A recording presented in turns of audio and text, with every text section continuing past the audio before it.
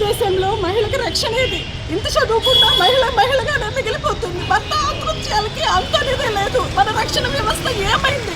నేను అడ్వకేట్గా చదువుకున్నా కూడా 20 ఏళ్ళకి వరకంట వేడుకలకి హింసిస్తున్న భర్త, అత్తమామలు, కుటుంబ సభ్యులు అందరికీ ఎన్నో భరిస్తూ ఉన్నా కూడా అక్రమ సంబంధాలు పెట్టుకొని నన్ను వేధిస్తూ ప్రశ్నించి నన్ను 4 నెలల క్రితం ఇంటి నుంచి బయట పడేసి ఇక్కడ ఉండనేయకుండా, నేను వేరే చోట బతుకుతున్నా అక్కడ ఉండనేయకుండా, రోడ్డంతా ఊరంతా తరిమి నన్ను నా పిల్లల్ని బతకలేకుండా కొడుతూ ఉంటే ఎస్పీ దగ్గరికి వెళ్ళాను, డిఎస్పీ గారి దగ్గరికి వెళ్ళాను, మహిళా పోలీసుల దగ్గరికి వెళ్ళి 498 పెట్టాను. ఈ రోజు నువ్వు 498 పెడతావా?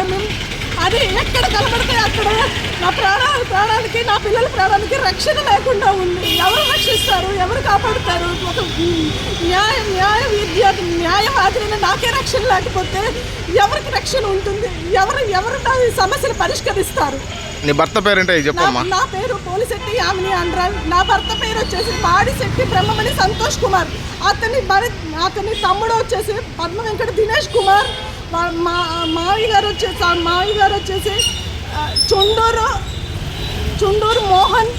అత్తగారు వచ్చేసి కాత్యాయిని. ఆడపడుచులు శ్వేత, లావణ్య. వీళ్ళందరూ ఆకృత్యాలకి నేను నా పిల్లలు బలైపోవాలా? ఇంత చదువుకున్నా కూడా నడి రోడ్డు మీద న్యాయం కోసం పోరాడుతున్నాను. న్యాయ వ్యవస్థ ఏది? రక్షణ వ్యవస్థ ఏది? ఆడదానికి భారతదేశంలో రక్షణ ఏది? ఒక మగాడైతే సరిపోయిందా? మీరందరూ ఈ సమస్యను ఎక్కడి వరకు తీసుకెళ్ళగలిగితే నేను నా పిల్లలు కనీసం భూమి మీద బతికే హక్కు కల్పించండి. నాకు రావాల్సింది నాకు తిని నా పిల్లలు పోషించుకుంటున్నా కూడా 4 నెలల నుంచి నా బతుకు నన్ను బతకనివ్వట్లేదు. ఎక్కడికి వేరే చోటుకి తల దాచుకుని అక్కడికి వచ్చి గొడవ చేసి రచ్చ చేస్తున్నాడు. నా కుటుంబ సభ్యులు కూడా ఈరోజు నాకు తోడలేరు. వాళ్ళందరి మీద కూడా తప్పులు కేసు పెట్టాలి. అన్ని స్టేషన్ల చుట్టూ తిరుగుతున్నారు. ఏంటయ్యా వీళ్ళు పలుకుబడి అంటే? అంతకు ముందర మేము జర్నలిస్టులుగా చేశాము.